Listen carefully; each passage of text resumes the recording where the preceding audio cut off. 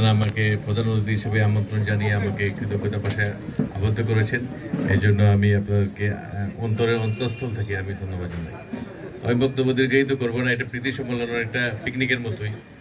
খাবারের গন্ধ আসছে, খাবারের গন্ধে ওর ক্ষুধাও লেগে গেছে। যাই হোক, আসলে আমি এখানে জয়েন করেছি 12 সেপ্টেম্বর, এখানে জয়েন করেছি। জয়েন করার পরে আমি সবসময় একটা কথাই বলে থাকি যে স্বাধীনতার পর কিন্তু আমরা আমাদের দেশটাকে যেভাবে চেয়েছিলাম সেভাবে কিন্তু আমরা গড়তে পারিনি বা সাজাতে পারিনি।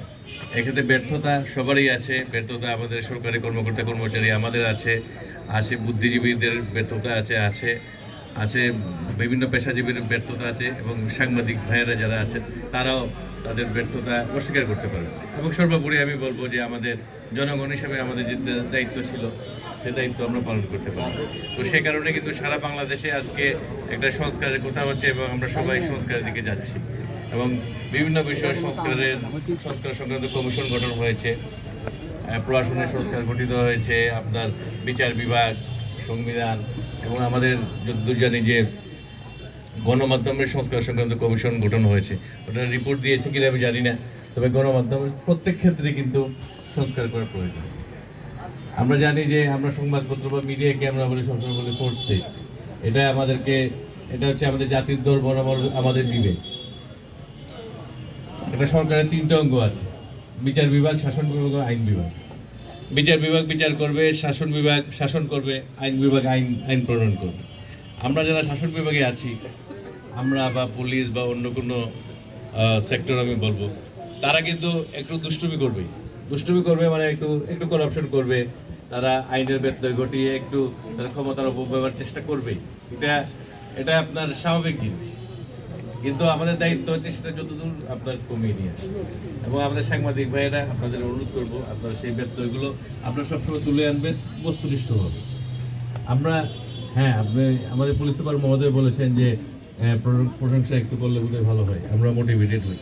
ঠিক আছে, আপনারা প্রশংসা করবেন, এত প্রশংসা আবার করবেন না যেটা আবার কেলবাজি হয়ে যায়, তখন আবার ওইটা আবার মানে এটা খারাপ লাগে যখন কেউ একটা প্রশংসা করে একজনের কথা লিখে, তখন অন্যরা ভাবে যে সে বোধহয় তাকে দিয়ে এটা লিখিয়েছে। তো সব জিনিসের একটা মাত্রা আছে, তো আমরা সব জিনিসটা আমরা মাত্রার মধ্যে রাখবো। আর আরেকটা বিষয় আমি বলবো যে আপনারা যখন একটা সংবাদ প্রকাশ করবেন, সেই সংবাদ প্রকাশের আদৌ প্রয়োজন আছে কিনা। যেমন আমি এটা ছোট্ট একটা উদাহরণ দিই। আমি তখন ক্লাস 6 বা 7-এ পড়ি। তখন আমার মানে এক চাচা ছিলেন, উনি ছিলেন সাংবাদিক। আর আমার দাদার আপন ছোট ভাই, উনি ছিলেন আপনার পাকিস্তানের, মানে উনি ছিলেন জেলা শিক্ষা অফিসার, পরে জেলা শিক্ষা অফিসার হিসেবে রিটায়ারমেন্টে গিয়েছিলেন। এবং উনি একটা সিলেটের একটা ইংলিশ মিডিয়াম স্কুলের সভাপতি ছিলেন। তখন ওই সময় প্রায় এটা আমি বলতেছি প্রায় 88 বা 89 সালের দিকে।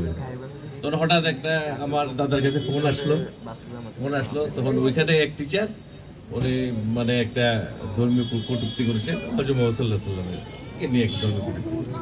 তো ওইটা আবার আমার সাথে আমার চাচার কানে আসলো। উনি ওইটা সংবাদ করার জন্য একবারে পাগল হয়ে গেছে।